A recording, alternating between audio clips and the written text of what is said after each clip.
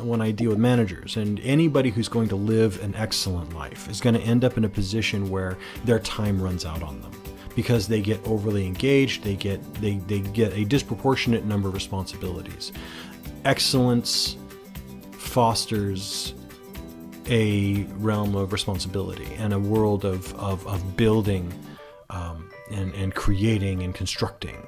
And in that, you end up in charge of things. Maybe not in charge of people, maybe in charge, just there's certain areas of your work that you're responsible for, that you own that for. And as you continue to demonstrate greater and greater levels of excellence, you're going to end up in charge of that aspect of your life. You're going to end up where people don't handhold you, where people don't come on board. They don't reach out and they don't help you because you don't need the help. You have demonstrated excellence. You are the one that's helping others.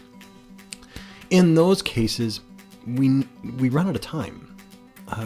Our time, if we don't manage our time, it gets away from us. Now, this is actually one of the largest complaints that managers have, and I have a whole different take on managing time as a manager.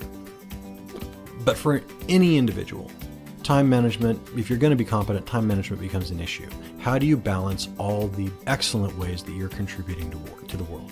Well, the very first thing you've got to do is identify where you're spending your time now. So we start with a base observational measurement, which is just look at what's going on. Just get the initial conversation. I ended up in a conversation last night with somebody. It was a little bit of a political conversation. I don't like engaging in political conversations, mostly because public sector works with a whole different set of rules than private sector does. And the tools that I build can be used there, but there's a lot of translation that needs to happen. But in that conversation, they said, well, where would you start? I said, with the information. I need to understand what is the world. We were talking about financing of education. We were talking about how schools spend their money. And I don't know. It's not something I've ever looked into. So I said I would start with having an absolute understanding of how the money is distributed to the schools. Start there. Find out how that works and what's going on.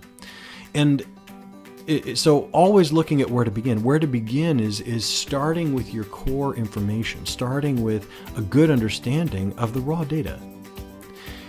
And often that just takes observation. Time management, a really easy example. Measure what you do with every minute of your day. I generally recommend this to start if you're ever running into a case where you just don't have enough time in your day. Measure what you do every minute of every day and find out what you're actually spending your time doing. And this becomes really interesting. Then you have a secondary piece, which is, I don't have the energy to do the things. Well, measure your energy throughout the day. Different people have different highs and lows throughout the day of when they can spend time doing different things. You should know what those are. And if you know what those are, then you can begin to take advantage of them. For example, in my case, my most productive time is between 7 a.m. and about 11:30. That's a really, really productive time for me to do presentations, to put together documentation, to have anything where I need to do production work, anything where I'm doing this. Right now, I'm making this podcast during that time slot because this is when I'm energized to build things. This is when I'm energized to do that.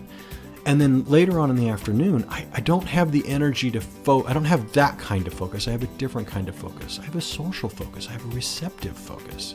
And so I try to schedule my meetings and my sessions and my private sessions with my clients. I try to schedule them for the afternoon so that I have that wherewithal, that sharpness of mind and that receptiveness to listening. Because I'm very creative in my driven time of day. But it's much more different when I'm receptive. And when I'm receptive, I can listen, I can engage, I can hear, and I can be of better service to my clients that way.